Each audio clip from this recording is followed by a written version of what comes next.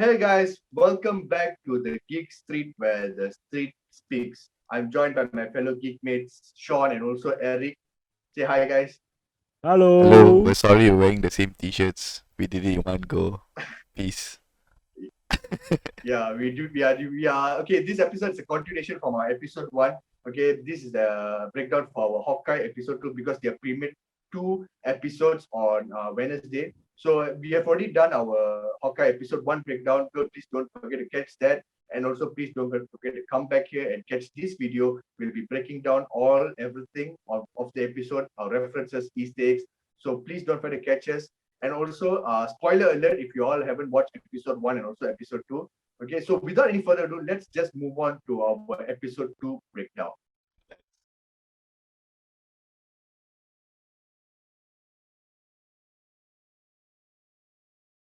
Okay, guys, so to continue with episode two, before we start, the title of this episode is titled Hide and Seek. So as we go on, you will know why is it called Hide and Seek, because the whole vibe is almost the same. And of course, the episode starts where episode one left off, which Hawkeye caught Kate Bishop, and then he rips off the mask and sees Kate Bishop, and Kate Bishop actually says, "You're Hawkeye," so they both acknowledge each other. And after that, Hawkeye says we have to get off the streets, so they just go off from the streets. And of course, we have a intro of the whole Hawkeye series, like a title card, and looks super cool because it's very much different from the first episode. So they're just giving very different vibe of kind of thing. So it's just a Hawkeye title, and then there's two arrows implies there's two Hawkeyes now, kind of thing. So that's one kind of reference to It's that. either it's And either then that after or episode 2 lah. 2 arrows for episode 2. probably, yeah. I think what they're going to do is eventually of all the episodes, I think the title card will be a bit different. I think that's what they're trying to do. Like WandaVision Most lah, probably. maybe. Yeah, exactly. And then after that, we see they are walking to Kate's apartment, and we see Kate's apartment is actually below a pizza joint. I think that is why we actually get to see. Above the pizza joint, and I think that is why you get to see Lucky eats the pizza from the episode one. That's why she feeds Lucky. And of course, as they go above, you can see Clint actually, you can see his face is in frustration. Like, I have to go through this shit all over again. Like, why can't I just retire? He just wants to go back home for Christmas with his kids. Okay, so you can see a bit of that. And then after that, you see Kate Total being a total fangirl, asking a lot of questions and stuff. And then actually inside her apartment, you can see a lot of there's a target, that's where she trains archery and stuff. You can see a lot of things going on inside her apartment, like she's very much active, right? She's an active person, so there's a lot of things there. And of course, she says that she has inherited the apartment. I'm not sure from whom, most probably her dad or her mom got it for her or something like that, maybe. And then after that, we get to know that her age is actually 22. And Legal Farvin. and with characters going on with the MCU, I think on the range of that, maybe. But Spider-Man, we know he's still a junior, right?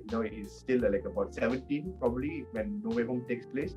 So she's still on the young side, And of course, Kate asks for the suit, and then she gives the suit, and she asks Clint to sign her bow and arrow, and she says that he's her favorite Avenger. And then after that, Clint tells to Kate that he knows about the Tracksuit Mafia during his time as Ronin, but he didn't say that to her, but he knows about the Tracksuit Mafia. So I think during his time as the Ronin, he has fought with the Tracksuit Mafia, and of course I think many other mobs, because during in Avengers Endgame you actually see he actually fights with the Yakuza, right? So I think he just goes with this underworld gang and fights with everyone, right? So I think that happens. And then he says that Ronin has made a lot of enemies, And after that, we see the Tracksuit Mafia actually tracks down Kate's place, and they throw molotovs and everything. And then you see Hawkeye breaks the glass and then throws the molotov. And then you see again how Tracksuit Mafia, how dumb they can be actually. They're just kind of these annoying characters, and stuff. And then after that, you see her apartment gets burned up with the Molotov, right? And the Ronin suit got stuck there. And then Hawkeye actually says that Clint actually says that to Kate that I'll come back later to get it because the fire is going on and stuff and everything. So Lucky, Clint, and also Kate go away from the apartment. And then after that, the next scene you see they go off to get some supplies. And when he says supplies, Kate thinks that some Avenger kind of supplies, weapons, kind of things, everything. But then they go this old school kind of vibe. They just go to this medical store and get some medical supplies. You can actually see how grounded Clint is. I think regardless if he has all this tech going on with him and stuff, I think he still likes to be this ground level superhero. He doesn't like all this tech. He doesn't like all these grade A weapons, all that kind of stuff and everything. The man just wants So, to I retire, mean, man. Yeah, no, I mean, Yeah. despite, of course, we know his arrows are also, of certain caliber, right? But I think it's like what I think we spoke in the previous episode is that there's a lot of practicality with this series and with Clint as well, right? I think we need to stop calling him Hawkeye because there's two Hawkeyes, so if we say Clint, but I think there's a lot of like what you said, Harun, he's grounded because practical lah, if you are hurting, you go and patch up, heal, and then you come back fighting later, sort of thing. So I think that was it speaks to the whole series in terms of the practicality of it lah. Yeah, correct. Okay, and then of course, Kate, as they get the medical supplies, Kate actually asks if they're going to a safe house. Are we going to like the Avengers Towers? And then Clint actually says, Tony sold that off like years ago. We know that this happened during the events of Spider-Man Homecoming.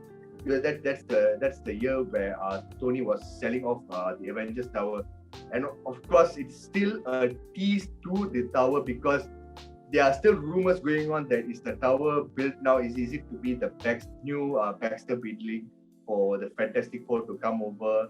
Because as you see back in Spider-Man Far From Home, you can actually see that the building is they're building into something new, like a new structure, right?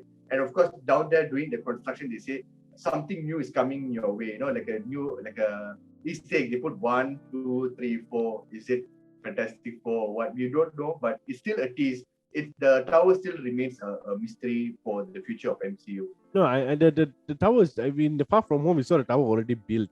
But I think in No Way Home, in the teaser trailer, I think we see the 1, 2, 3, 4 as he's swinging like that, right? So because we know the director of Spider-Man No Way Home, John Watts, is actually directing Fantastic Four. So his subtle way of putting it there. But as we see in Far From Home in the post-credits, as he swings through a building with an atrium, right? So we are guessing that is the Baxter building or the new tower that was taken over by new owners from Tony Stark. Yeah. So I think that was it. Another rumor is that it could be Oscorp, so we don't know. Yeah. I mean, it could be Oscorp or it could be the Baxter building, but either one of it, I think, is acceptable for us because we need to start moving on from Tony Stark. Yes, definitely. Okay. So the episode goes on where so they couldn't get somewhere to lay low. So Kate says she has another place to crash. It's actually she says it's aunt's place. Okay, and after that we see as they go into the apartment, you can actually see Clint says he says that were there cats here, and then you can see his face like he has some allergy to cats, like he doesn't like cats kind of expression he gives off. Okay, and then after that you see Clint says to Kate that you just stay here, stay put, I'm going to go handle this. So he goes back to get the suit, and then you see he ninja his way by getting the firefighter suit, goes in, and then after that as he wears the firefighter suit, and then on the helmet it says number 54. The number 54 is actually a reference to the comic book issue 54. It's actually a big Black Knight storyline, and also we actually finally get to see the Black Knight character in the recent Eternals movie. okay, and played by Kit Harington. So and of course, just a reminder that we will get away to the Eternals movie breakdown. So when we do that, you can understand more about the Black Knight's characters. So please do stay on to all our videos that we are posting on soon. Okay, and then so he goes into the place to find the suit, and the suit is nowhere to be found. And then after that, as he comes down from the building and he puts back the suit, and you can see on this sticker on the fire tractor, right? You can see the sticker says NYC LARPers. So this LARPing, they call it LARPing kind of thing. It's more like a cosplay kind of play that usually fans or they tend to do. And from what I know, in this episode, they say this usually involves a lot of from the police department, firefighter department, army, or whatsoever. They join hands and they play along with this cosplay kind of thing. So It's more of the co-curricular activities, lah. Yeah, what they do on their free time, lah. Okay, and then so Clint has this idea that probably one of the firefighter would have gotten the suit and then wanted to use it for during the laughing. And then after that, Clint returns back to home. So as he comes inside the Kate's aunt's place, as he comes inside through the entrance, you can see a movie poster right at the back. So the movie poster is actually a reference to, you can see the movie name is actually Creature from the Black Galaxy. It's actually a fictional movie within the MCU. It's an Easter egg for MCU itself. It's a movie within the MCU. And also you see the character playing it, Moira Brandon, which is Kate's aunt. Moira Brandon is a comic book character, but it's a very short comic book character in a sense where it was written off for a very short period only, that's all. And it was a character in the Avengers West Coast Avengers, where Hawkeye was a big character in that particular comic book storyline. And also, it says that in the comic, Moira used to own a house, and after the Avengers bought over the house and turned it into the West Coast Avengers mansion. So that is one of the reference. And of course, the Black Galaxy, right? The Black Galaxy itself is an actual location inside the Marvel comics, and also it's the place where Ego, the living planet, was created. So that was a very deep cut from the comics. And then we see as Kate and Clint are having conversation, you see Kate puts a pizza box on her head. This is a very deep cut from the comics, where in the comics itself, there's a picture in the comics where she puts the pizza box on her head. This is a very deep cut reference to that. And of course, after that, Clint says that he just want to be done with this and want to get back in time for Christmas. It's like we have heard this dialogue in usually all typical American movies, very cliche, nostalgic kind of thing, where I just have to get back in time before Christmas, kind of thing. So that kind of vibe going on. And after that, you see Clint searches online about these NYC LARPers, and he actually finds that one of the guy did get the suit and wearing it, and supposedly will be going to the LARPing event. And after the next day, you see Clint sends off his kids, saying that okay, you all go home first. I'll definitely he promised Lila that he will come back in time for Christmas. And of course, this one particular scene you can see in the 10-year, his younger son, doing like a sign language to him. He still can hear him, but like a sign language, it's like slowly hinting that Clint is losing his hearing abilities, right? Or preparing for it, most likely preparing for it. Yeah, most likely preparing for it, because in the comics he does go deaf in the comics, right? Okay, so then he sends off his kid, and then after that he comes back to the apartment and with Kate, and then he sees the news has already broadcasted that Armand's death is connected to the Ronin, because they see that Ronin was going off from his apartment during the death at that night, right? So that happened, and also we get a quick look at Clint's tattoos. I totally forgot that Clint had tattoos all over his left arm. If I'm not mistaken, it was on his left arm. He looked very badass actually, because I totally forgot that during his time as Tony, he just gone like super badass. He had tattoos all over his left arm and everything. So then after Clint tells the kid that please go to your mom and stay safe, that he will handle all this, and he also says that this will be the one of the last days after he's done, you don't have to meet anyone, kind of thing. And also we as they are walking towards that, you see Kate ask about why using hearing aid and stuff, and you have a quick montage, right, like all the explosive going around him. That's one of the reasons why he's slowly losing his hearing abilities. And then after that, Kate also, this again another what do you call a statement for Clint, that she says that you should brand yourself properly as a Hawkeye. Like all the other characters like Tony, Captain America, Hulk, and everything, you're very grounded stuff. It shows that Clint doesn't like all it. Doesn't like it. He just do it because it's his job, it's his duty. He doesn't like all this attention. Again, it shows Clint's character, right?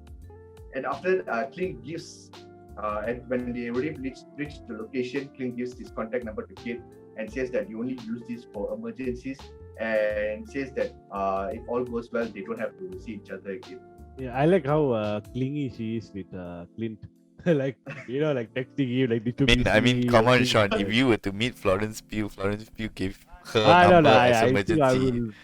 I will be behind her walking all day. Exactly.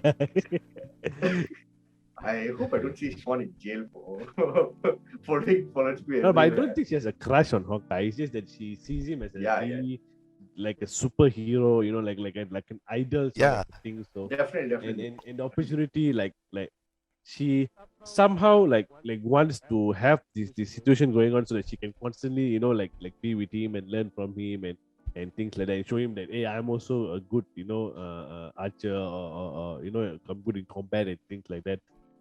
So I think it's sort of like she the way she idealizes him is like quite overboard lah, but at the same time is acceptable, like how we would have meet like people that we idolize, like how would we react.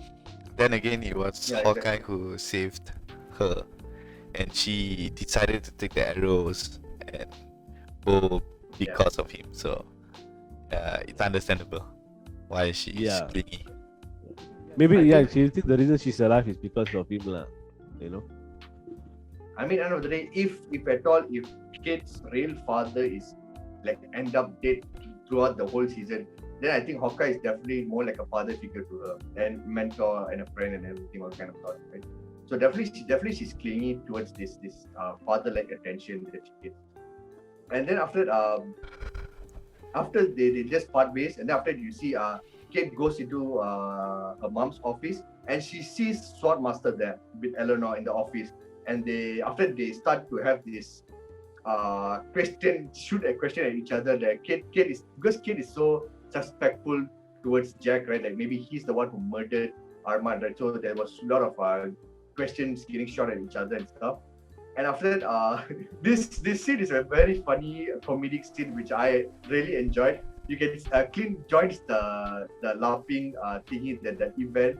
And after that you can see as he walks towards the guy who's wearing the you can see he's easily taking down everyone, like that people throwing to side, like shield himself and everything. So it's very funny, but the way they did with the slow motion effect is I really like it. It's a very comical moment to me. Okay, and then so he goes to the other and he confronts the firefighter, right? And then after that, he asks the firefighter for the suit, and the firefighter says that I'll give you the suit if only you lose to him. And then they go through this comedic battle. After it, he actually says that Clint says that and I fought Thanos. It's more like, I have to go through the ship, but I fought Thanos, but I have to still go through the ship just to get back the suit, right? So what's funny is, I said, oh, okay, let's get be done with this. He just tried to go to that guy, just bow down, like, okay, cut me now. And then he says, like, no, we're not going to do it here, we have to do it with the crowd and stuff. So that happened. And then after that, Clint loses the fight, he gets the suit back, right? And then after that, you see Clint calls Laura, and then he says that he won't be able to catch his flight now. And he says that he wants to settle all these things and come back, with the tracksuit mafia and all kind of stuff. And she says, Laura says that you have 5 days till you have to come back for Christmas and stuff. But you can actually see that Clint takes the suit, right? He goes to a locker room and he stashes the suit. He end of the day, he's still not destroying the suit. Maybe he's still keeping it, maybe somewhere down in the future. If he has to suit up as Ronin, maybe he would. It's not hard for him to go destroy the suit, right? Why does he have to go and stash it? Maybe the suit is made out of vibranium. Man, it also is a good way of the writers to keep that continuity of, maybe down the line we can go back and revisit this sort of a thing rather than just seeing what Hawkeye wants to do, because I think this is the last sort of like adventure for him before he bows out and Kate Bishop takes on the mantle of Hawkeye. So we know that maybe in the future, so they can leave it open, like maybe he can come in the future again, or maybe like Kate Bishop can find the suit and she can take up the Ronin mantle, or or something. He just leaves quite a number of possibilities open. Yeah, definitely. Then I think that's what Marvel will always trying to do. Always give room for space for characters to come back, Because even for like say for example, like even Iron Man, when he wanted to retire, he didn't destroy his suits. Yeah. So I think when see like Cap, right? He surrendered his title as Captain America. He surrendered his position as the leader of the Avengers. So that he can, so that was totally different in terms that they just wanted nothing to do with Captain America or Steve Rogers per se anymore, right? Although they still have chance because of the multiverse, by the way, check out our podcast about everything's possible, the multiverse, right? So because of that, they can bring him back, things like that. But at that point in time, we see him give up. That means he's surrendering his mental. He doesn't want to be there anymore. He wants to live a normal life, or he led a normal life and things like that. So but this one, I think, because there's the character Hawkeye will still be there.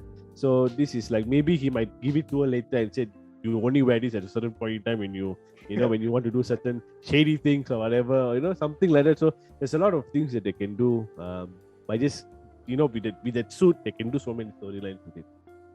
Definitely infinite possibilities. Okay, and then we move on to this next scene where Kate has dinner with Eleanor and Jack back at the place.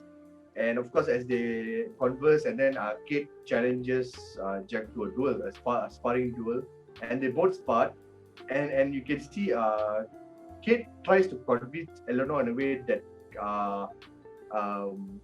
Jack is the one who murdered Armand. Like he's shady. He's such a shady character, right? And so while sparring, you can actually see towards the end, you can actually see Jack. How do you say? Disarms her, but it was very cool. Like he just did it in the spirit of a. It shows that he's a very good swordsman, but it's yet to see the best out of him, right? So there's more to come. And then after the sparring is ended, then this is where it happens. You actually see you can see Jack offers butterscotch chocolate, which back in episode 1, when Kate goes to find for Armand in his house, you can actually see this butterscotch chocolate with Armand's initials on the wrapper, right?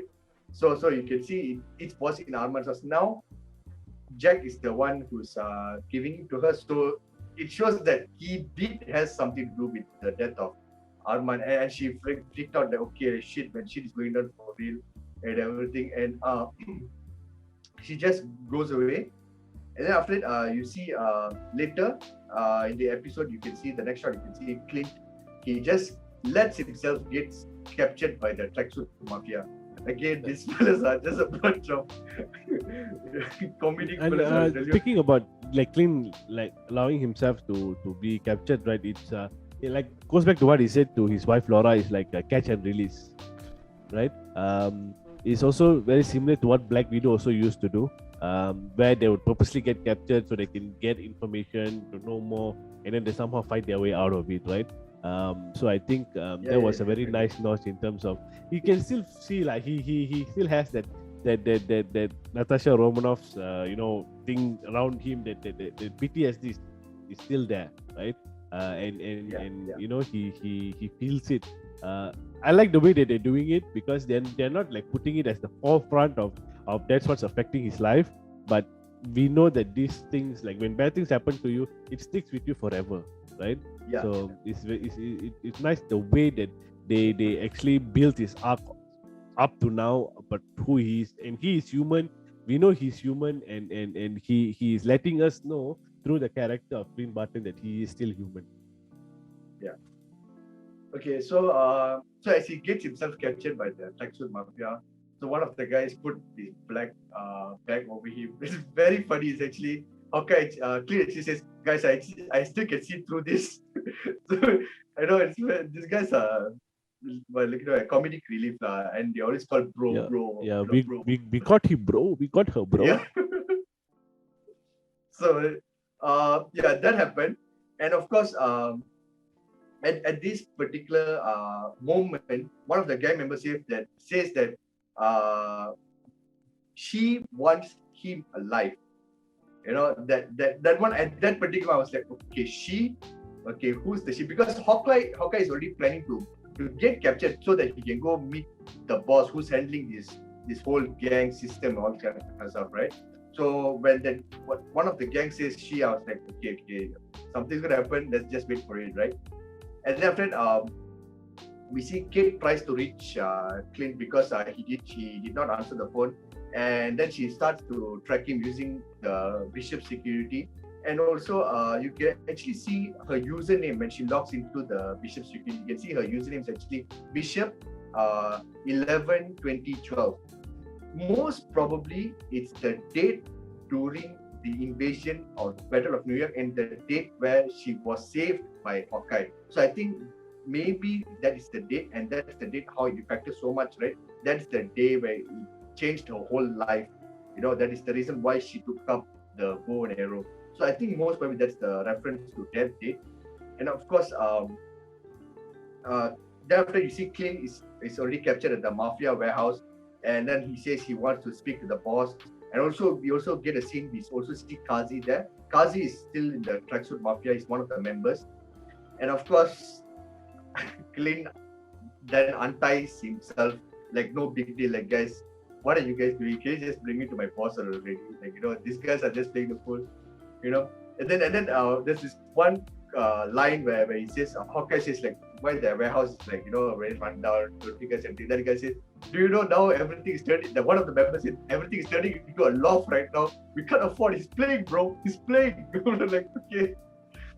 So those guys are very funny. I think the season is going to be damn funny with them. Fortunately, we only have 6 episodes. Yeah. When I think about it. But it's okay. We're gonna have No Way Home in 2 weeks plus. Guys, take note. Tickets are going to sell out very good. Okay, and then of course we see Kate tries to save Clint, but then she, you know, it's more like a very epic fail moment. She just crashed through the window and jumps down all the way down. So when Clint shows his boss moment, then she shows her very naive moments lah. You know, that she was sitting, I'm here to save him. You know, then suddenly like, why you're not in your, you know, tied up and things like that. Yeah. I think his plan was, okay, I untie myself, I'm going to win all this shit, and then this had to happen, right? Like, okay. It's like a slap on the face moment for Clint. Yeah, and then you can see Clint like very disappointed. What did I just got myself into? Yeah. Okay, and then of course they capture and then tie again. And then after that, this moment. One of the looks like one of the leader of the gang member. He just goes up, and then after we finally get to see Echo Okay, played by, if I'm pronouncing right, I think it's Electra Fox. I think, yeah, that's her name. Echo is a deaf character in the comics, and she is a very big Daredevil character. Okay, both Daredevil and Echo has a lot of going on inside the comics, right? And of course, another relatable to this is that in the comics, Echo was raised by Kingpin himself, okay, to be one of his great assassin.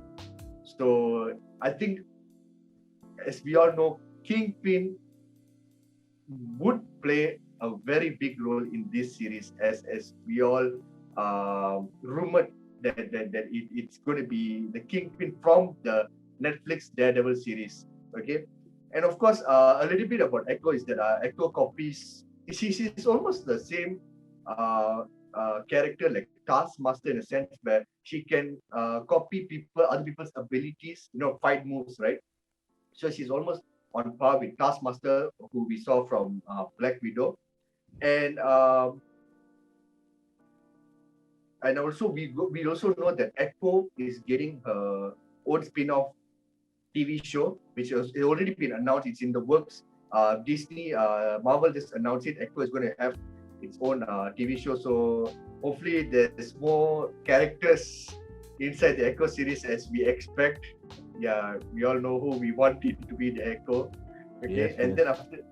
then after that, that's the end of the episode. It just ends with Echo's appearance inside the series, and of course after that we see the end credits of the Hawkeye. We see like another end title credits, right? It's a very cool. And of course, if you guys notice, right, this particular end credits, you can see it's more like a teaser for the next episode, because you can see things that what we would predict would happen in the next episode, right? You can see they are defeating somebody, and then you see the car chasing scene.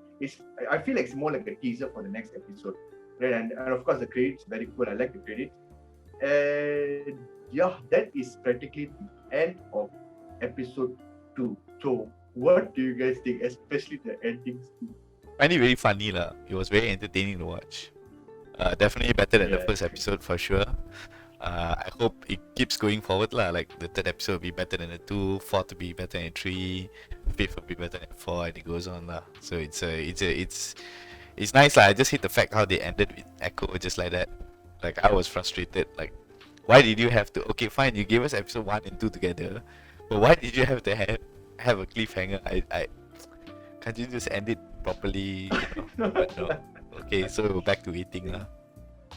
Yeah, no, Yeah, like what I said in the previous episode, I think they like you want to click the next, to watch next. That's how the feeling is like. So I think they follow through with that on episode 2. And I think episode 3 will be the same, episode 4, episode 5, and episode 6. Right? So I think it's going to be a very big roller coaster. Yeah, definitely it's going to be. So, like Eric said, it's back to acting. For me, I think, but even though Echo was shown towards the end, right, and I feel like it's still fine because they are still actually moving it real fast pace. Hawkeye is just going for there's no like drag scenes, like from the back in Falcon and Winter Soldier, you can actually know that one of the episode it became like a drag in a way that they had to go their own ways for a moment, and then you see Falcon training himself, kind of thing. So the drag is not here. Hope there's no drags after this. They're just moving forward with this episode, and of course the episodes are interesting. And that's all for our breakdown on episode 2. And episode 3 will be dropping on next week Wednesday, and all the episodes will be dropping on Wednesdays. So please don't forget to catch Hawkeye episodes, and we will be doing breakdowns, references, Easter eggs for all the upcoming Hawkeye episodes. Please don't forget to catch our videos. We have already done Hawkeye episode 1 breakdown. Please catch that, and also later on catch this episode. Please don't forget, guys. Please don't forget to comment. Let us know your theories, what's your take on this episode, or whatever is going around in the MCU. Okay, we have all the other episodes. Recently, we also released a multiverse ideas of what's moving forward. The ideas that was done with Eric and Sean. Okay, so please don't catch that. And yeah, that is all from us. Okay, please don't forget to like and subscribe. Okay, to our channel. Okay, so signing off. I'm Harvin, Sean, and also Eric. This is the Geek Street, and the street has spoken. You guys. Ciao, guys. Bye-bye. Bye. Bye.